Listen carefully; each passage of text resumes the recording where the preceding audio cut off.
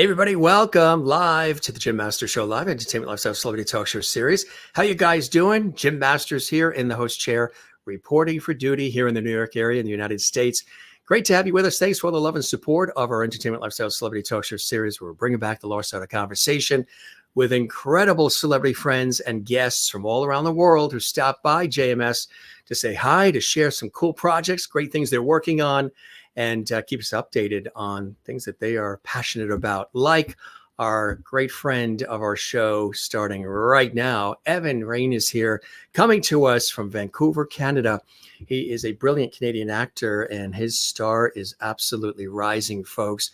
He's been in a lot of great theater productions, but also television and film and more, and we're very excited to welcome here to the show.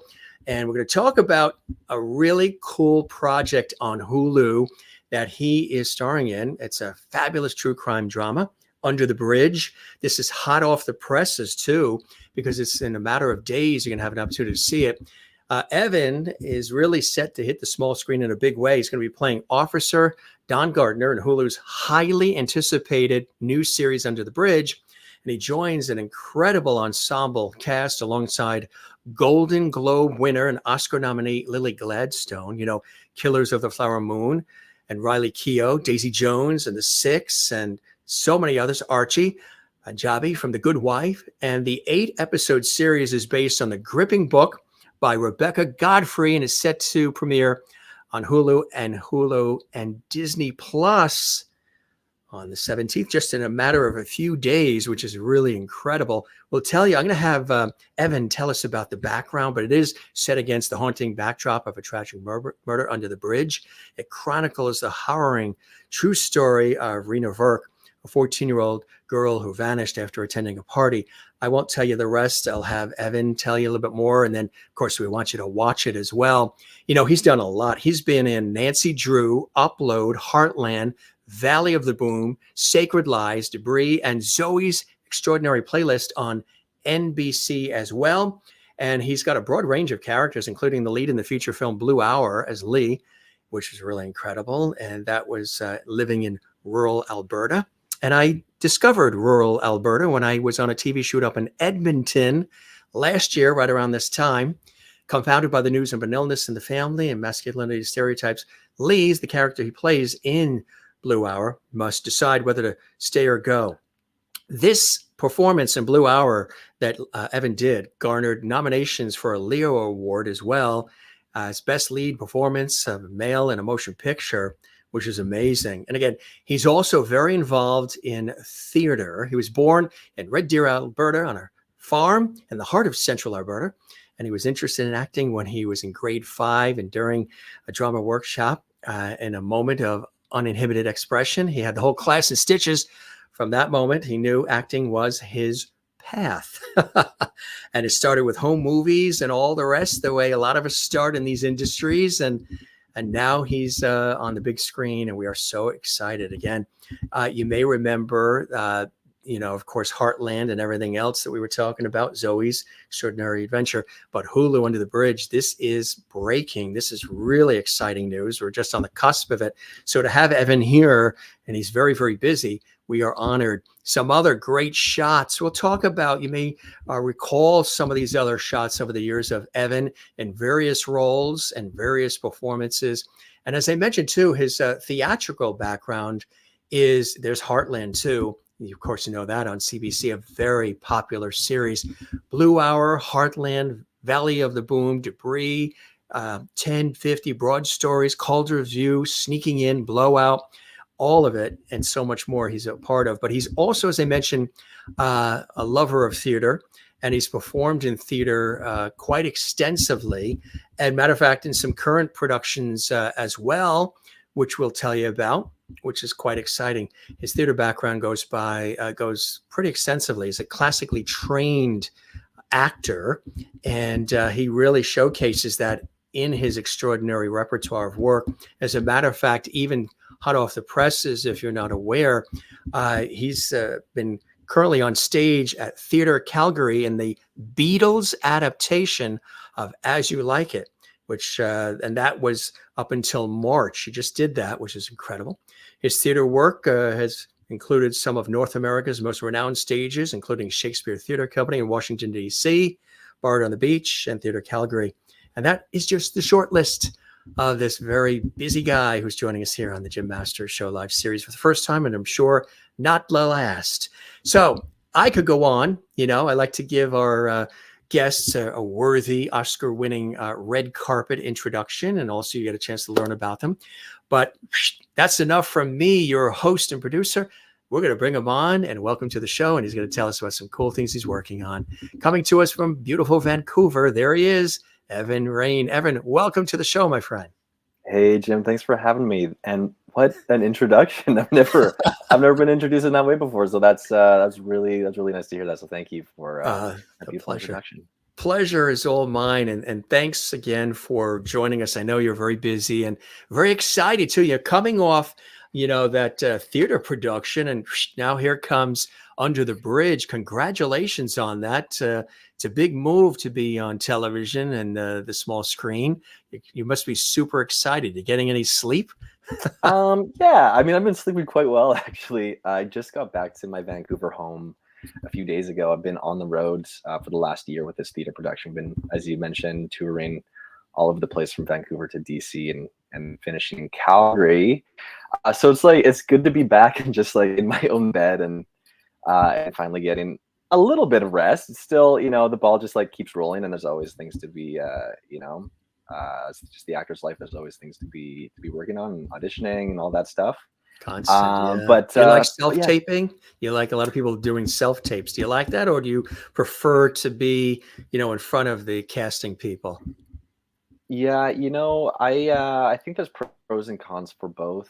I do miss the pre-COVID days, like going into the casting office, and I think it was just like the energy and like the nerves of going in person and only having one, maybe two takes that I kind of thrived on. I'm kind of like a frenetic, energetic person as it is, so I think that helped me in some way. But yeah, I mean, the good things about self-taping is that you can do as many takes as you want and get hopefully the take that you're looking for and put your best foot forward. You can sort of perfect it beforehand. Exactly. I mentioned film and television and all, but you've done a lot of commercials too over the years, huh? I've done a couple of commercials. It's something that's really kind of in my past now. Yeah, I remember like when I first moved out to Vancouver and was in theater and then just graduated theater school, I would like take any and every opportunity I could to act. And so I was like seeking out commercials like on Craigslist and stuff like that. Just anything I could, any opportunity I could. You too? Oh, yeah. That's it. Yeah, you grab everything, especially in the beginning. You're grabbing, even volunteer work or work that you can just add to your reel and whatever to get the experience, to get the connections, and to get the name out there, right? Yeah. So commercials were a big part of that. Just like, $50 or else just like volunteer your time just to get that, that little bit of like experience.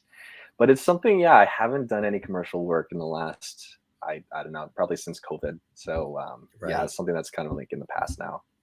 Exactly. But if somebody calls watching this episode, you'd be very happy to entertain. Oh, sure. Any if you inquiries, want me right? to, if Coca-Cola is watching. Coca-Cola, right? Absolutely. Exactly. Yeah. Big fan of Coca-Cola. If they want you to, drive into Maserati or something. And sure. He's available for that, folks. Yeah. So you grew up in Red Deer, Alberta, on a farm in the heart of central Alberta. So to give people an idea of where that is, it's interesting because literally I was on a TV shoot 1 year ago this week in Alberta, up in Edmonton. And what a great city and great people. And it was a full week of 2 different shoots that I was on. Really got a flavor for the city and the environment and the area, and also the mini rivalry between Edmonton and Calgary. Got to get to Calgary soon. But what's really fascinating, and I forgot all about it, in central Canada, it's like the Midwest in America. It's like Iowa, Nebraska. You don't have all the mountains. A lot of times when people think of Canada, they always think of the coasts. They think of Vancouver, Toronto, all the rest. And they also think about Olympics and skiing and bobsledding, and everybody's playing ice hockey and big mountains and everything else. But in the central part, it is farmland, flatland, and I forgot about that. So when I landed at the airport in Edmonton, I was like, where are the big Canadian mountains? They're like, no. This is, east of the Rockies. It's like Iowa. There are no mountains in this area. You got to go west or east or further north.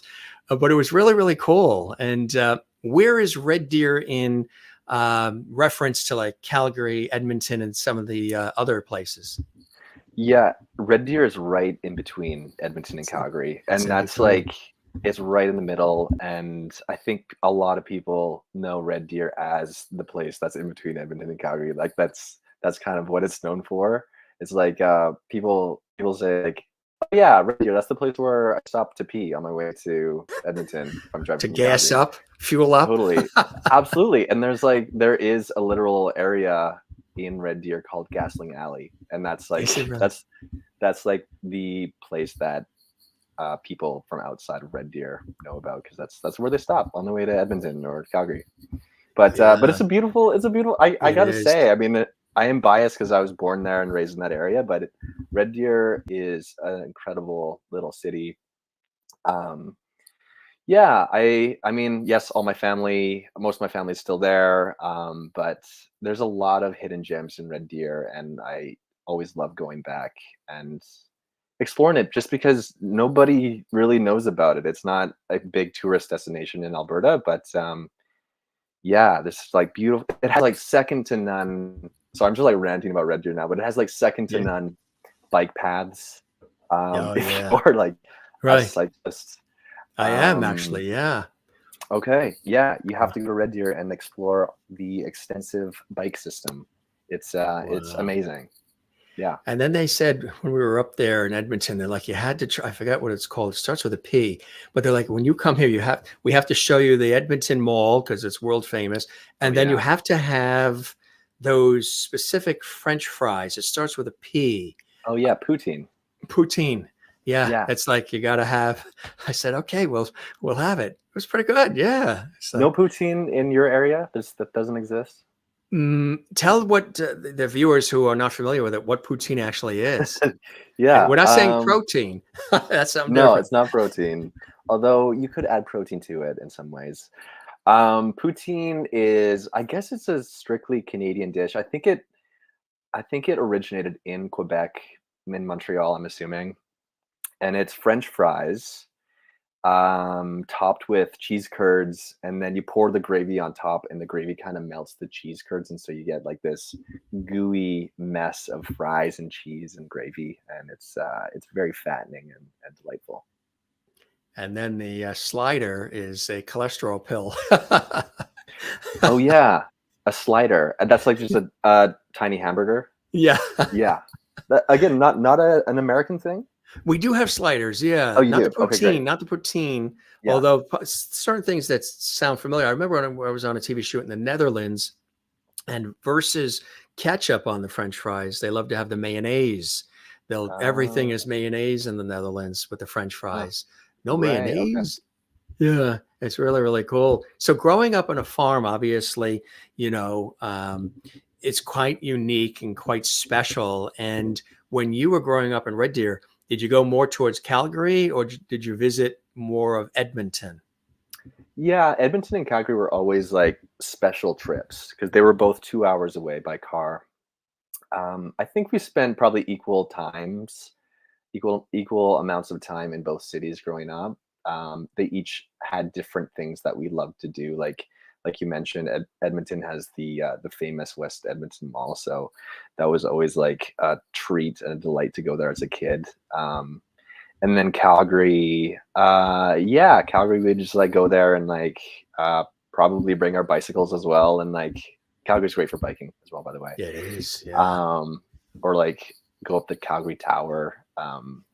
But yeah, we spent probably like, and it was rare. Like if we needed to go to a city, it'd be to Red Deer, which was a 40-minute drive from the farm that I grew up on. But Edmonton and Calgary were like they're like our vacation destinations in a way, like short little day trip vacation destinations for us. So your interest in acting happened pretty early for you, which is a cool thing. So you can hone your skills back when you were in grade 5 during a drama workshop in a moment of uninhibited expression. I like the way that's put. You had the entire class in stitches from the moment on. You knew acting was your thing. Do you recall some of the things that you did that got them all laughing and clapping for you?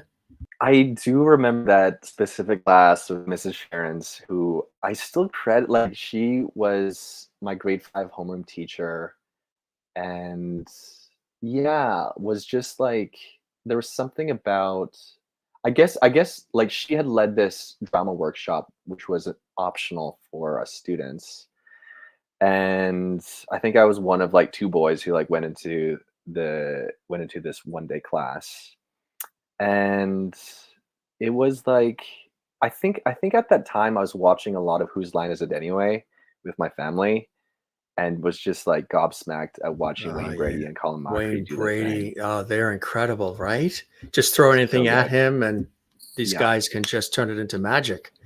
So So I you think I like was that like improv and things like that? totally, I think I internalized a lot of what they were doing. And and then I think the game that we were playing, I forget, it was some kind of like freeze game where you have to like freeze and like do a gesture or something. And I Right. remember Yeah. just like doing some kind of like ridiculous gesture, that was probably why it was funny is because it was so surprising for this like quiet kid who hardly ever talks to like just kind of break out and do something silly and something crazy. But that was like a really formative moment for me in grade 5, because it kind of made me realize that this is something that that I really enjoyed doing, and that it got a response from people. And um and I think I kind of just like chased that feeling and that curiosity and that way of expression, which was so satisfying for a quiet kid. It sort of helps you develop the confidence and sort of brings you out of the shell. And then when you start getting the feedback and the applause, you sort of like, gee, people are responding to what I'm doing and they're enjoying it. Maybe I'll dig in deeper and pursue it more. And it just adds to the confidence. So it's great training ground to have it happen like that, right? Yeah, yeah, it is. I think it's like just a way of learning what, um yeah, I guess what I want to be doing. And then I think, yeah, I have this theory too, just with introversion and extroversion. Like I've still to this day consider myself more of an introvert than an extrovert. But I think what acting provided for me when I was a kid, or like those little drama experiences, and what it provides for me today as a professional actor is, yeah, an opportunity to have that uninhibited expression that I don't really express in social situations or my daily life. And yeah, I guess that's just where, I guess that was what drew me to choosing acting as kind of a life path. It was like a craving that I had, that it gave me the opportunity to express that in ways that I didn't feel comfortable expressing otherwise. Which is a fantastic thing. There is something, I think they call it an extroverted introvert, somebody Mm. that has, an introversion, but when they need to be extroverted, whether it's at a party, whether it's speaking to somebody on stage or whatever it may be, when the light is on you, you can turn on the juice and make it happen.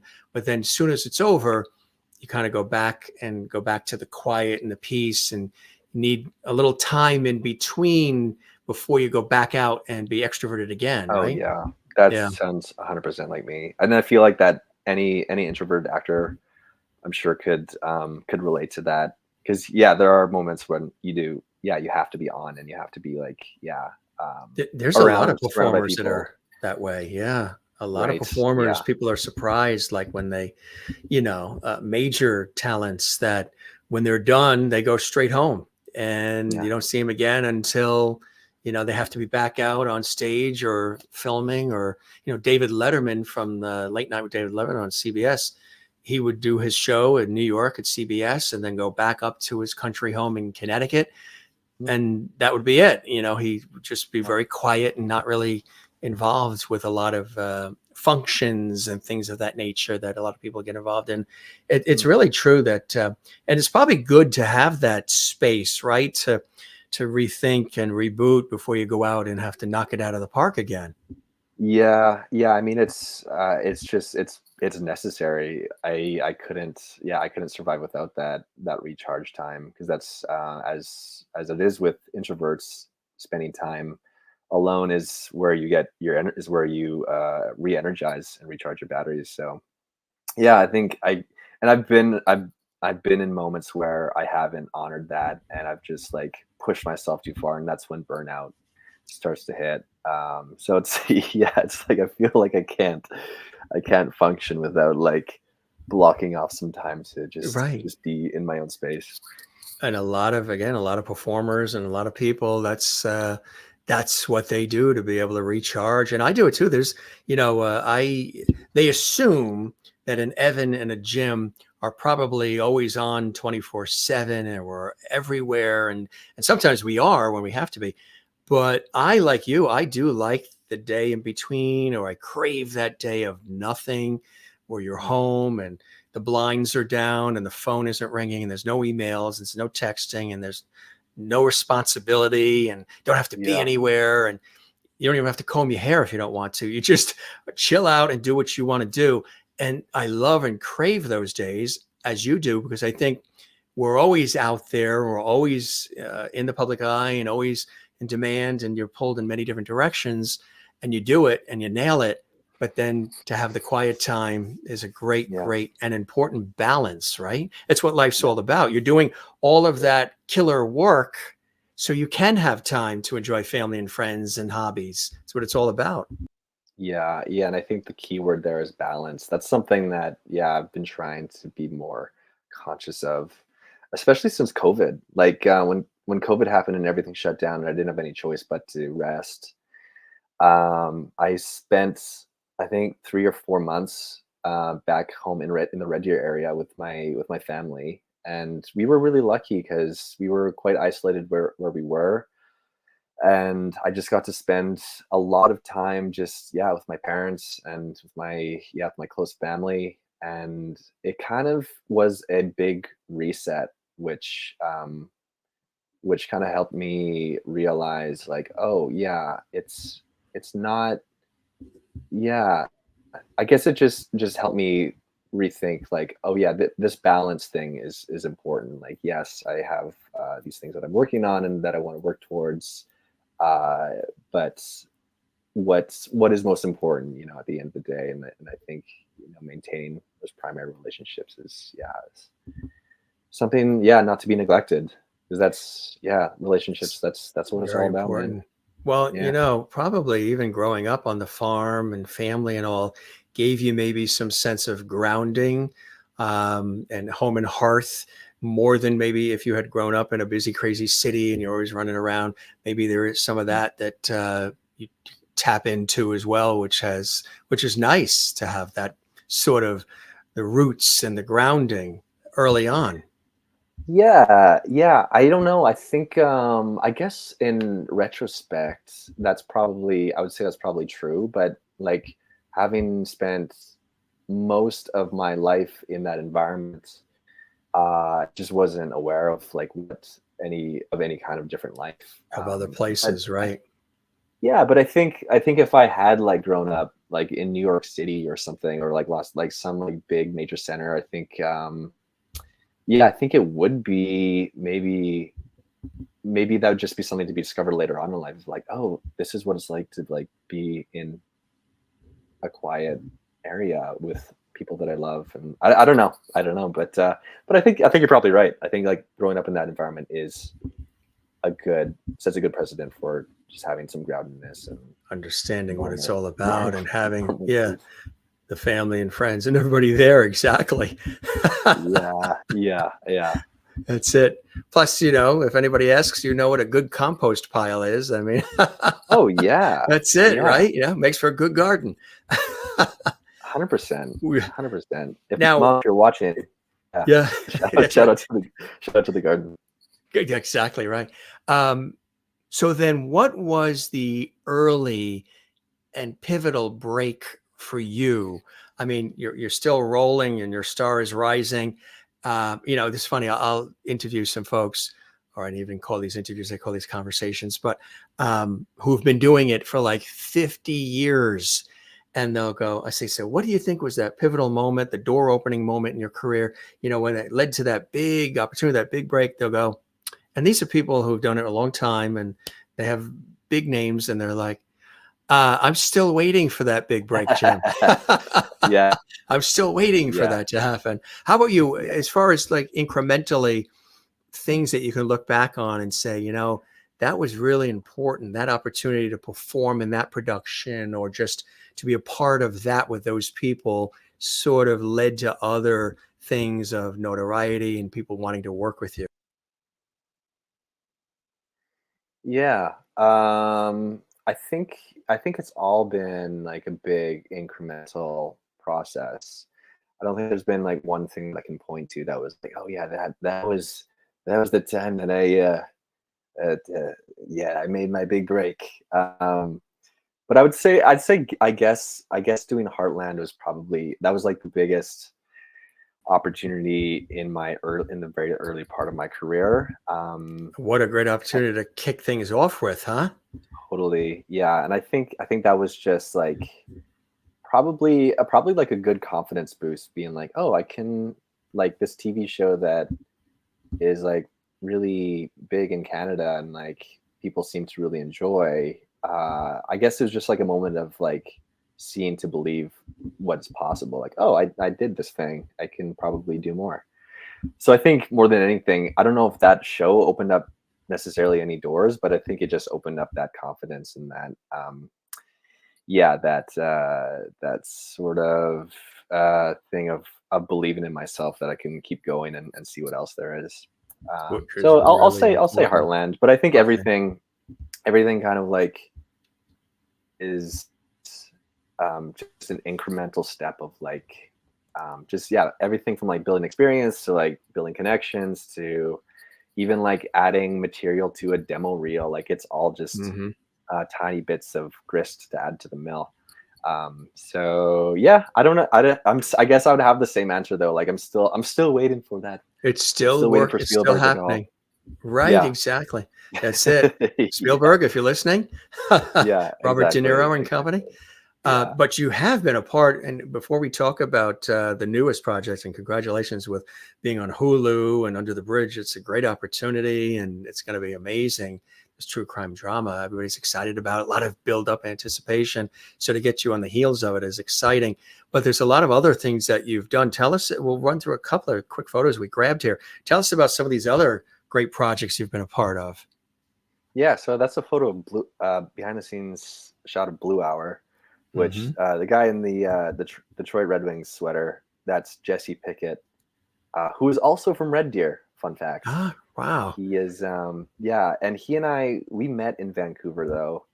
So he had moved before I did to Vancouver to study film and television production. And when he was still in university, I had just moved out to Vancouver and auditioned for his final year film project, and he cast me in it. And we just like really hit it off, and have been collaborating off and on ever since we met. So that photo that you just saw of him and me, that was a feature film that he wrote called Blue Hour. And yeah, I that's like one of the projects I'm most proud of for sure. Like um it was a story really close to Jesse's heart that he wrote and entrusted me to play the lead in. And then it was just special because like so many people who were close to me worked on that film, including Jesse. A lot of the other cast were like good friends of mine from theater school. And we shot half the film in Vancouver, and then the second half we shot in Red Deer, in our hometown, which was like a very surreal experience to get to make a movie in your hometown. There's a Tragically Hip song. I'm not sure if Tragically Hip is really well known in America, but there's like a line that goes like, "They shot a movie once in my hometown," and so it was just like yeah, wild. What was to get that to do like? that. I mean, did you know, the hometown boy, here he is, and was there a ticker tape parade? And did the mayor give you the key to the city, or No, it's not. I did you get mean, a free hot dog at the diner? Or gosh, I wish. I wish. No, it was like I think it's like any kind of like filmmaking. I think there's like a difference between maybe what yeah, it's not as glamorous as it looks, I guess, is what I would say. It's a lot of hard work. It's a lot of early mornings, especially with this shoot.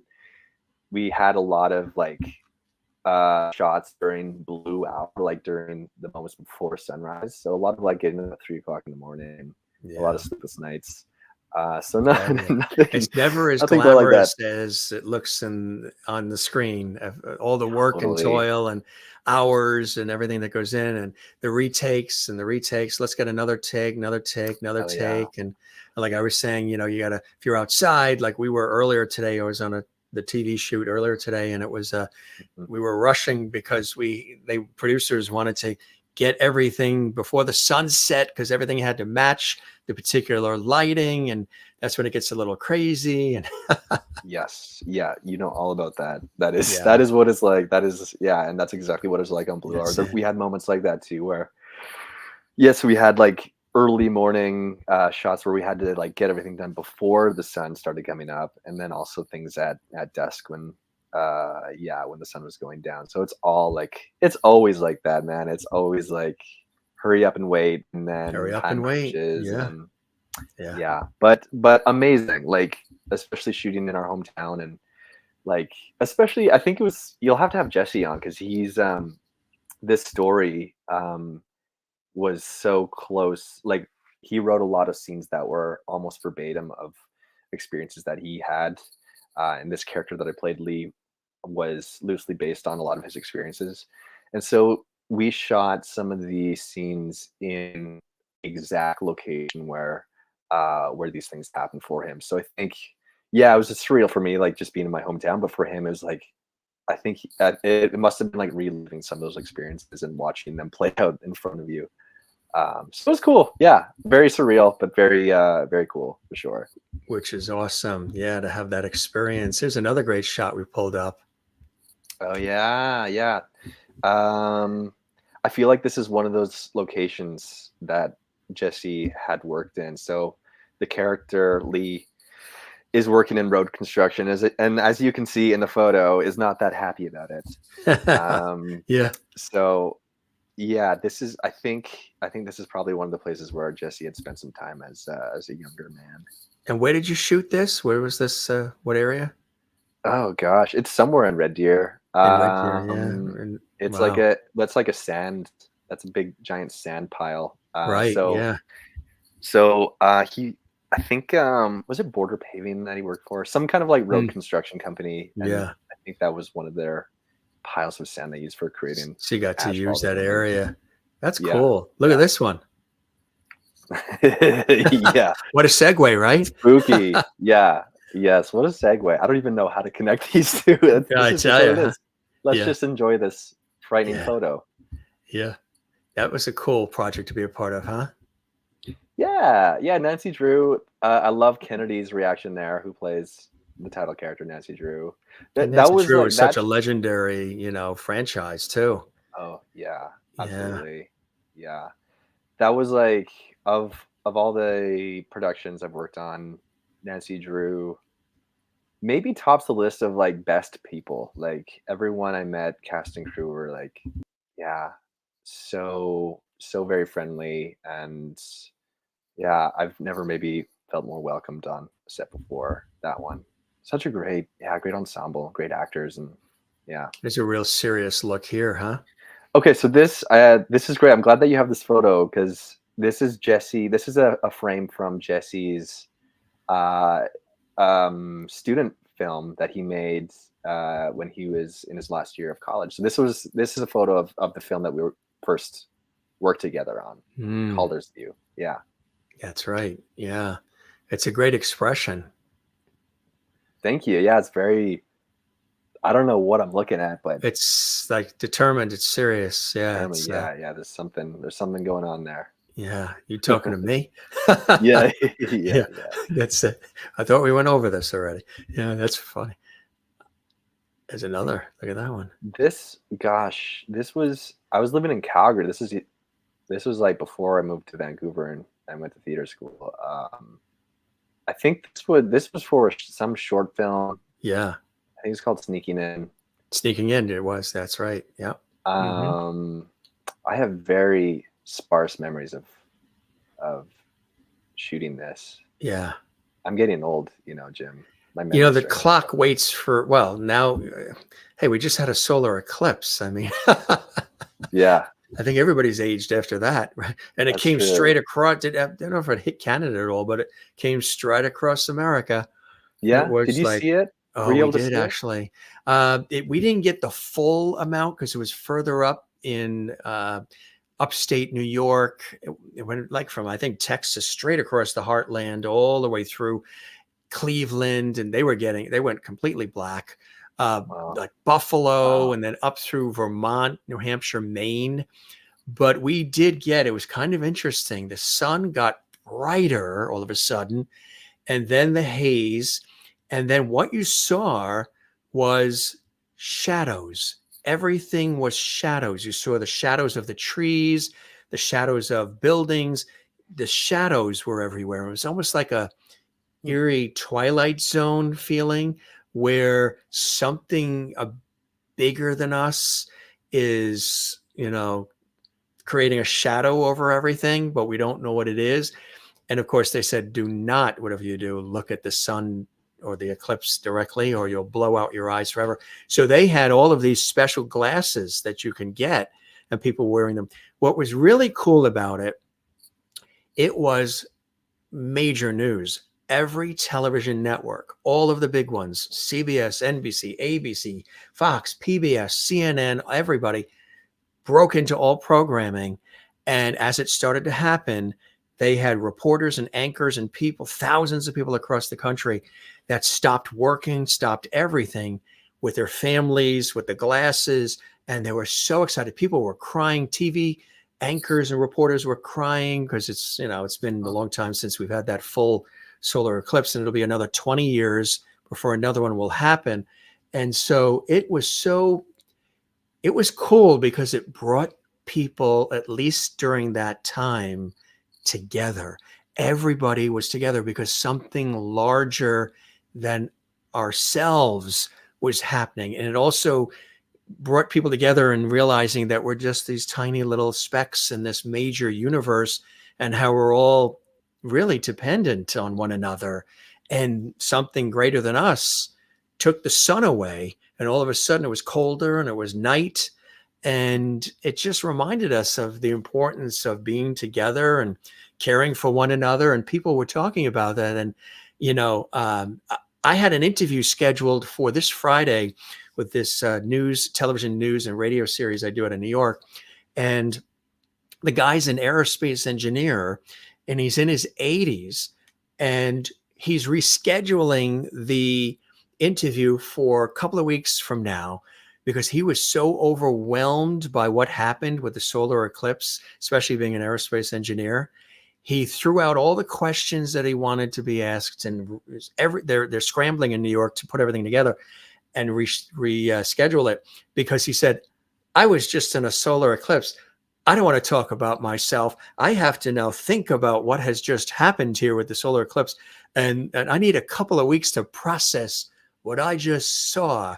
It was really incredible. And with all that's going on here with your neighbors to the south, the craziness and some of the things, there's elections happening and everything else.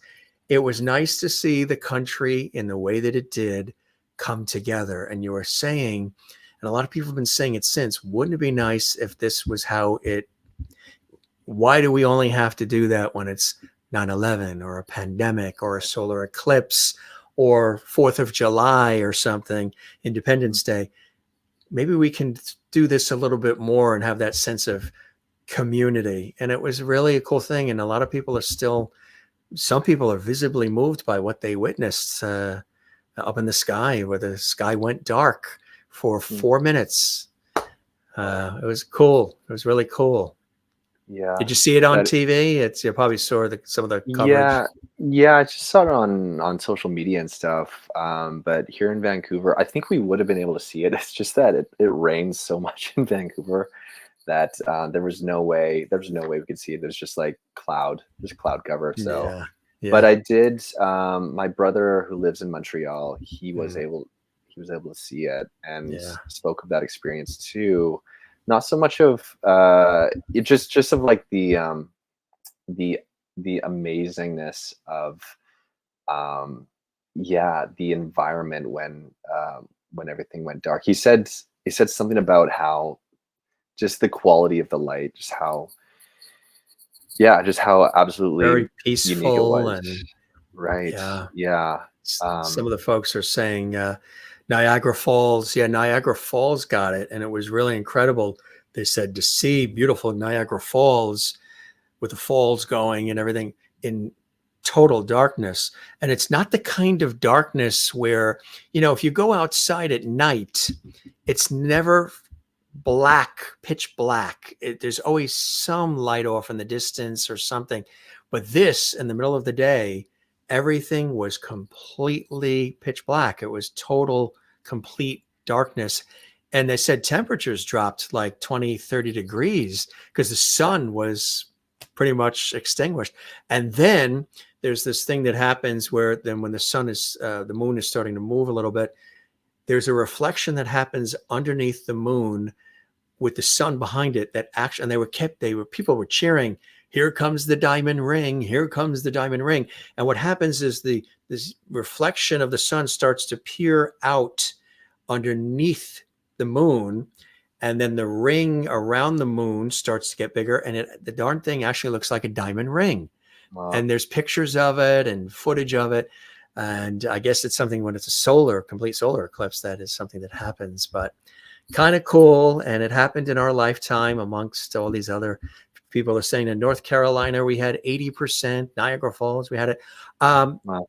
Marsha Watson in North Carolina, USA said, and I guess it's a question that you would ask a Canadian. I don't know. We already talked about the poutine. What's your favorite NHL team? Hey, Marsha, thanks for the question. I'm assuming you're an NHL fan. I am an Edmonton Oilers fan. And for anyone who is a hockey fan will know that the Edmonton Oilers, they have Connor McDavid. So I don't know. I feel like a bit of like a bandwagon jumper, but I'm from Alberta, so I feel like it's a fair answer. I'm an Edmonton Oilers fan. I love watching Connor McDavid. But would I be an Edmonton Oilers fan if they weren't doing so well? I don't know. But that is my answer.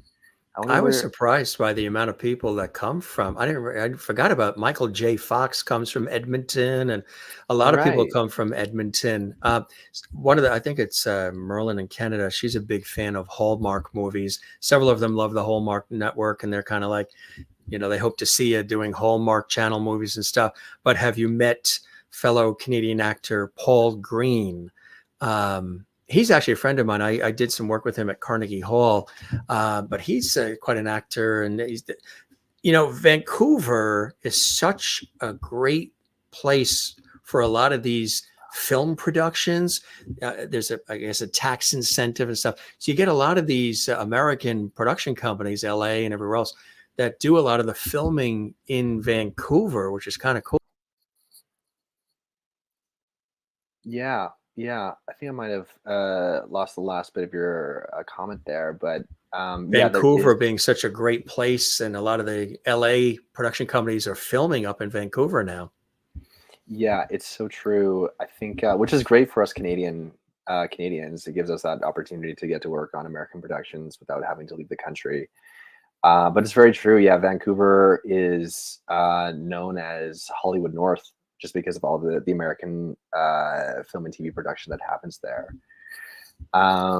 Yeah, and Toronto too, like, Yeah. and across the country, like Edmonton, Calgary has a fairly big film and TV industry as well. They're always they shot the first season of The Last of Us there. Um, The Revenant, like so many of these like huge film and TV productions get shot in Canada. So we're lucky. I'm definitely not complaining. Not at all. I want to let folks know too, as they learn more about you here on the show, Evan, and we won't ask you to do any of these things unless you had an inkling. Some of the skills that he can pull out of a hat, folks: guitar, banjo, piano, drums, tenor, singing, tap dance, Western, equestrian, and juggling. Oh yeah, that's so wild. Yeah. What came Yeah, first? what came first? I think juggling was probably the first thing. I remember learning how to juggle when I was, I don't know. I think it was the year that I was homeschooled, which would have been grade 3. So that was like one of the first things I learned. Why did I learn that? I have no idea. I have no idea. Has Well, it so been? you Have I? can handle the juggling in this industry because there's a lot of That's juggling. true. There's a lot of That's true. juggling you got to do, right? If nothing else, it's a metaphor for my life. It's a Um, metaphor for Evan's life. Yeah, but the juggling. Okay, so here's actually, I did actually have to use juggling, and I think it was my first ever professional film audition. This was when I was living in Calgary. They shot a movie there called The Right Kind of Wrong, and it was directed by Jeremiah Chechik, who directed the National Lampoon's Christmas Vacation, which is like one of Mhm. my favorite movies Oh, of all yeah. time, let alone Christmas movies. And so he was making this movie in Calgary, and my agent sent me out for this. It was my first ever audition, and there was a requirement for this character to juggle plates. So I had no, like, I know how to juggle like juggling balls. Never juggled plates before, but for the audition, I learned how to juggle plates and juggled them in the audition room, which was like insane. I can't believe I did that and didn't break anything. Didn't get the role, but it was like one of those moments where like, yeah, I'm just gonna like just go for it. Just go Like for it. Right. Yeah. yeah. Like what's the worst thing that could happen? You can break a plate in the casting director's office, whatever. Then we'll sweep it up. But so They that's, do it at yeah, Greek that's, weddings. oh, do They they? throw Oh, they that's throw them true. and they yeah. Totally. Totally. So yeah, I can juggle. I don't know if I'm gonna do it today, but you can take my word for it. Next time he's back on, he'll be juggling and playing the Oh yeah, banjo and everything. absolutely, absolutely. I'll be juggling chainsaws and playing the banjo with my feet.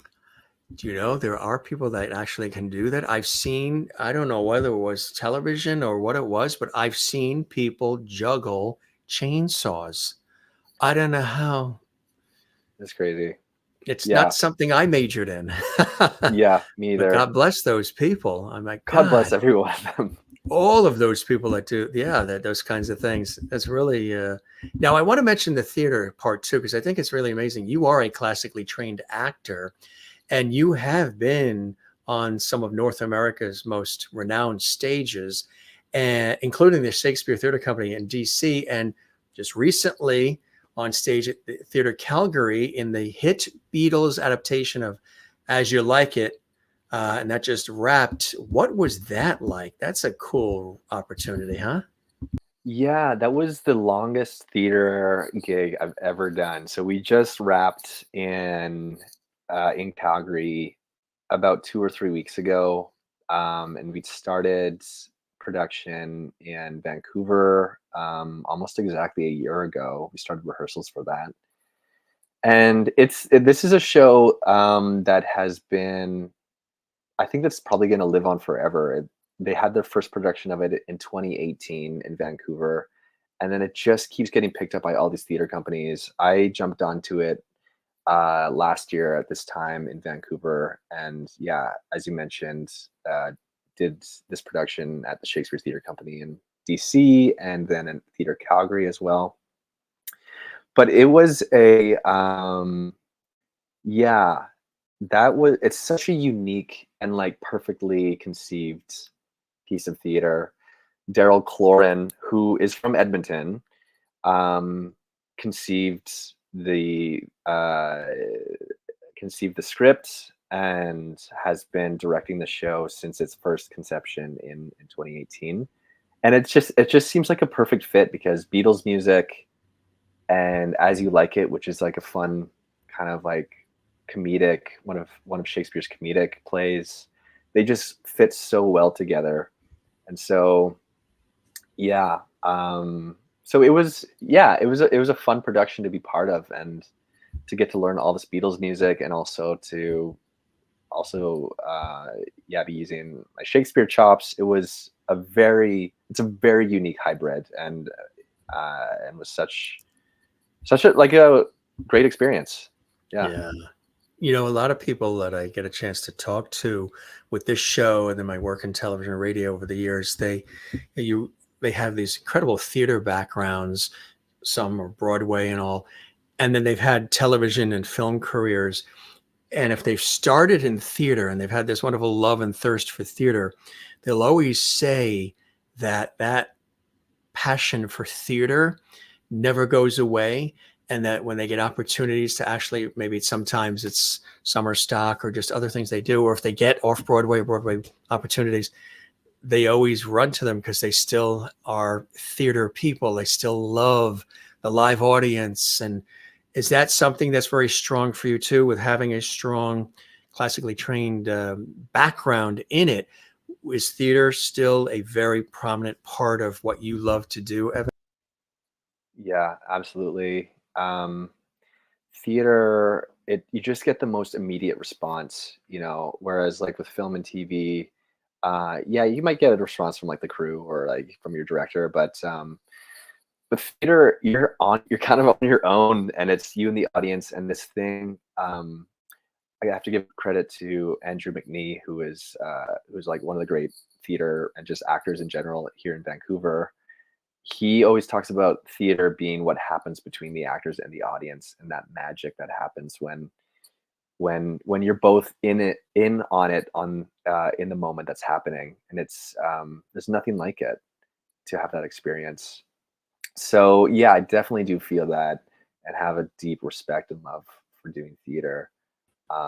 It's endless, infinite. There's so much. Even if you're doing the same show, you're doing 8 shows a week, the opportunities to explore and to mine the words and to play with the audience are absolutely limitless, which I think is maybe one of the enticing things about doing theater.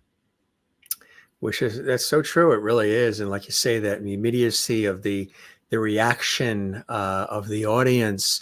And then, it's hard work. You've got multiple shows in a week, oftentimes, like in Broadway, it's about 8 shows a week, one after the other. Sometimes there's matinees too and all. It's a grind, but if you really, really love it, it can be exhilarating. And then comes this. How did this opportunity come for you to be on this new series that's coming out on Hulu? Folks, look for it on Hulu, Under the Bridge. This is something that is brand new. Everybody's been talking about it, and it's quite exciting. And it's a big, it's a big, big, big thing. As the anticipation is quite high. And you're going to be taking on the role of Officer Don Gardner. Tell us about, and again, Lily Gladstone's with you and some other incredible talent. Tell us about how this came about and a little bit about Under the Bridge. And congratulations on this as well, Evan. Thank you very much. Yeah, it's I'm really excited about it and proud of the work that's been done on the show. So I'm excited to share it with audiences in America. In a week from today, April 17th, and then here in Canada, I think it's going to be on Disney Plus May 8th. But yeah, it came about like any other role. I just had an audition for it, Yeah, it was something that I didn't expect to book it, to be to be completely honest. I never really had thought of myself as ever playing a police officer. Um, but but for whatever reason, I got the part, and now in retrospect, I think having like getting feedback from peers and from acting coaches and stuff like that, it's like, oh yeah, no, this is definitely a role I can play, and um, and especially like doing research about what police officers do and the different style and the different types of police officers. It's like, oh, okay, there's like, police officers are just humans at the end of the day, and yeah, and they respond to situations as humans do. So there's no reason why I shouldn't think that that would be something for me. But it was yeah, a great experience. I just always have to talk about um, how much care and sensitivity the showrunners and the creators had while creating and in the process of production for the show. It's as you mentioned, it's a true story, based on the disappearance and murder of a teenage girl named Reena Virk, who was a girl who lived in Saanich, British Columbia, which is a small town here in BC in Canada. And it didn't happen that long ago. It was in 1997 when this all went down, and um, yeah, it was. I think everyone who worked on the show had the feeling that we were working on something special and working on something that was really important in Canada's history. Um, that I think it just elevated everyone's game to want to tell the story in the best possible way, just in honor of Rena and her family, and and this and and to just try to tell the story in the most honest and respectful way that we could. Which is always the balance, right? When it's a true story and something, as tragic and harrowing as something like that, to be able to capture the emotion and capture the factual side and blending that all together is no easy feat, but to be able to pull it off is amazing. And what are the days shooting like? I mean, does it get emotional? Obviously, as you and your fellow castmates are reading the script and realizing what you have to do. And when you're trained actors, whatever is on that script, you're going to take it, interpret it, and you're going to, knock it out of the park. But as you take on a role that's involved with something like this and knowing that it's a true story, um, what is that like for you to be able to get into that emotional part of really absorbing the role of the officer and telling the story in the way that you do? What is that like for you and dealing with it? Yeah, I think there's kind of two parts to that. There is obviously all the research that goes into it, just like reading about the story, trying to just understand what happened and how it affected the community and everything like that. But then there's also like the experience of working on set and kind of getting the experience of discovering it in the moment. I always like to think out, um like sometimes when I'm playing a role, it feels like I'm putting Evan Rein like life to rest, and just like hanging my hat for a moment and then putting on the hat of this other character and just like getting to live their life. And then there's a camera crew like capturing it like a documentary. Sometimes that's what it feels like for me as an actor. So I think that's a big part of it, is like stepping into those shoes and putting on those clothes, and discovering and having the experience of that character and living it out in real time. So yeah, I think that's like a big part of what it felt like day to day, is like putting on those clothes, and yeah, and just kind of being transformed back in time to 1997, and seeing what this was like to have lived and seen this experience firsthand.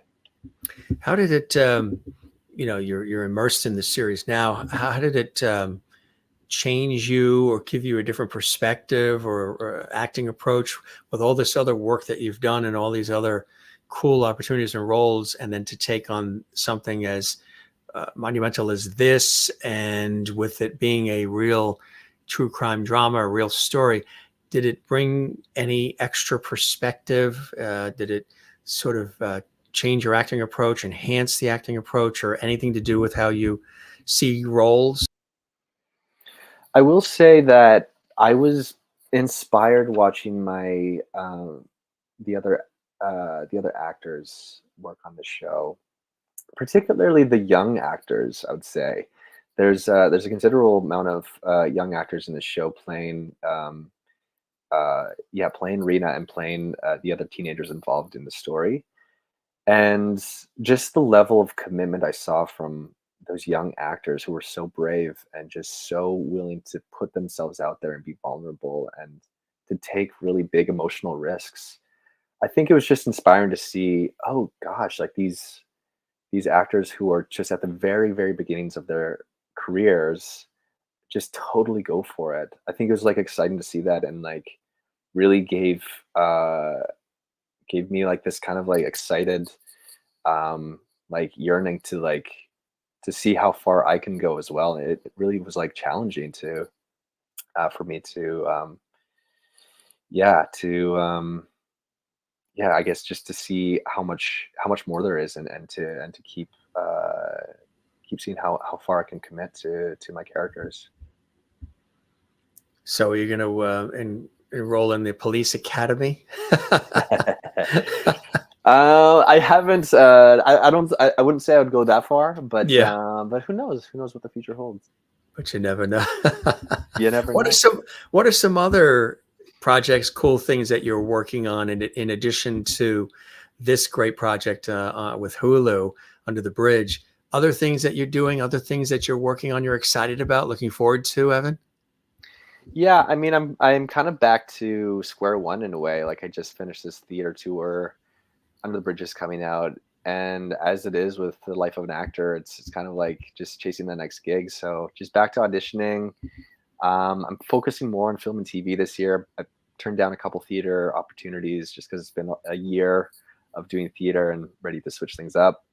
So that is a question to be determined. I love. We talked a little bit about Whose Line Is It Anyway. I started taking some improv class within the last couple of years, so I'd love to get back on stage and do some improv.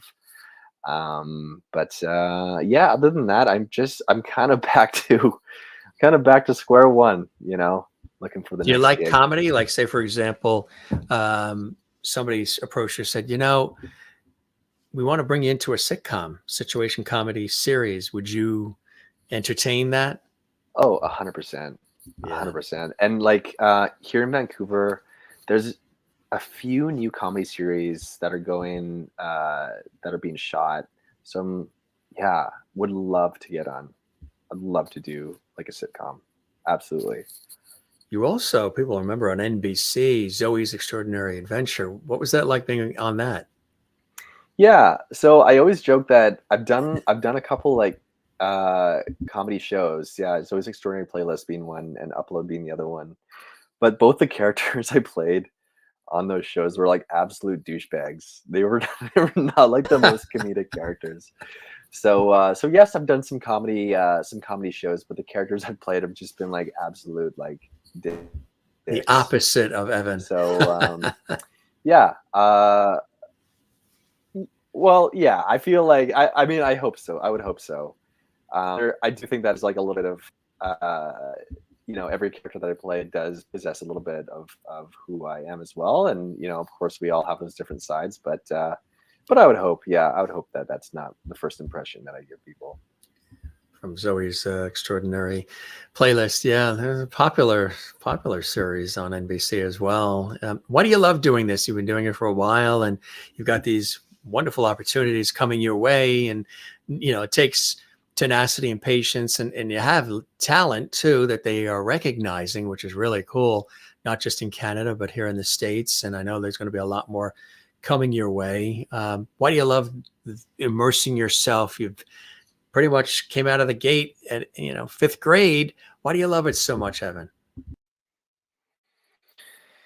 Wow, that's a great question. I just, it's funny. I remember when I was in high school, and everyone always asks you when you're in grade 12 and about to graduate, like, oh, what are you gonna do? Like, what's your life plan? And it's such a daunting question for a kid who's 18 and has no life experience. But I almost feel like my answer is the same now as it was, 12 years ago when I was just graduating high school. And it's basically, I just can't imagine doing anything else with my life. Like, there were other things that I could have done. There were other things that I was good at. But acting has always just been the thing that's been magnetic for me. Even if I spend some time away from it or go traveling, it just has this magnetic force that I can't stop thinking about it. I can't stop doing it. So it's almost like, I guess the why do I keep going? It's like, it's not even a question. It's almost like a compulsion. Um, so I guess I do it because I have to do it. That would be like the best answer that I have. It's in you. Yeah, it's in the DNA, and it's something you love, and taking on the different roles and the challenges and making magic out of it, which is something that comes naturally for you, but with all the training behind you. And we look forward to having more of these kinds of conversations, my friend. Congratulations on literally everything thus far. And of course, the new series coming out just a matter of days on Hulu, Under the Bridge. Look for that, folks. It's really exciting. You get a chance to see Evan doing his thing as the officer and taking on that very important role as they tell that true story. This was a blast, my friend, a great conversation. And I hope, the show met whatever expectations you had and you enjoyed the time with me as much as I absolutely have with you, Evan. It's been a blast, Jim. Thanks so much for having me. And yeah, I'd love to come back. Thanks so much for having me. As I always say, we keep the porch light on for everybody, so you are welcome back. Spread the word about the Jim Masters Show. Other folks you think would like to pop on and join us here. We would love that. And everybody's saying hello and thanks for being with us, and loving that you're here and in the comments. And this was fantastic. Congratulations on Under the Bridge and everything thus far, my friend. And come see us again real soon, okay? I'll be back. That's for sure. Thanks so much for having me, Jim. Like Schwarzenegger said, I'll be back. There's his website. You can check out all the cool things he's working on as well. And again, look for Under the Bridge on Hulu coming in a matter of days. You be well, my friend. Take care, all right? You too, Jim. Thanks so much. See you soon. Thanks, Evan. Cheers. Evan Rein here on the Jim Masters Show live entertainment lifestyle celebrity talk show series. Really cool to have him here. You got a chance to learn a little bit more about him. And when you see him on Hulu and Under the Bridge, you'll have an understanding of how they put the show together and what it's like and his role, taking on the role as the officer. And really cool. And looking back at some of the other projects and things that he's had an opportunity to be a part of, lots of theater and of course television and film. Really cool. There it is. Under the Bridge. Check that out. We really appreciate him joining us here, and all of you, of course, watching as well. That expression that you see right there on the screen in that terrific headshot, it's when he was leaning back and he said, man, I'm going to be on the Jim Masters Show. That was his expression. The photographer grabbed it and said, print it. That's the expression everybody has when they are coming on the Jim Masters Show live series. It's the expression you guys have, the viewers as well. Thanks for all the great comments. Everybody commenting from around the world. Take a look at a few of our lovely comments here from our lovelies. Thanks, fellow Canadian. Merlin is in Ontario. Best of luck in your future. And that's great. And Maureen in Arizona. It's amazing how much you've done, and so exciting to see what your future holds, which I agree with. And Evan, I wish you all the luck in the world as your star continues to rise, which is really, really nice. And Sherry, these are some of our faithful. Thank you, Evan, for being here tonight. Can't wait to see what the future holds for you. Thank you, Jim, for another amazing show. The pleasure is all mine. And Kathleen in New York City, who is still beaming from her birthday yesterday. She's in New York City. Thanks for being here, Evan. Good luck with everything. And from everybody else that's watching quietly and good show. Great show. Thanks, Jim. My pleasure. Kathleen in New York City and everybody watching. Come see us again if this is your first time here watching the Jim Masters Show Live series. There are hundreds and hundreds of episodes you can watch and binge and enjoy. Don't forget as well, if you enjoyed this episode and all the episodes of our great guests and celebrity friends, be sure and give this episode a like on our YouTube channel, Jim Masters TV. That's where we house all these episodes. This will be archived 24/7, so you can share the link, share it on your social media, leave a comment, interact with us on our YouTube channel. Let us know what you enjoyed about this episode and anything else, and subscribe to Jim Masters TV on YouTube. That is the home to the Jim Masters Show Live series. We appreciate all of you joining us here on the Jim Masters Show Live. Thanks for all of your comments, all of your fantastic passion for what we do. Don't forget to like, comment, subscribe, share, and all the rest. And come back and see us again. We've got so many extraordinary guests. Some of your favorites are returning. Yeah, people love when they come on our show to come back. I think it's just the calm vibe and the fun we have. We go in so many different directions. We don't script these shows. These are all freestyle, free-flowing. Pierre Kelly says, fantastic program. Pierre, thank you very much for your thumbs up. We appreciate that as well.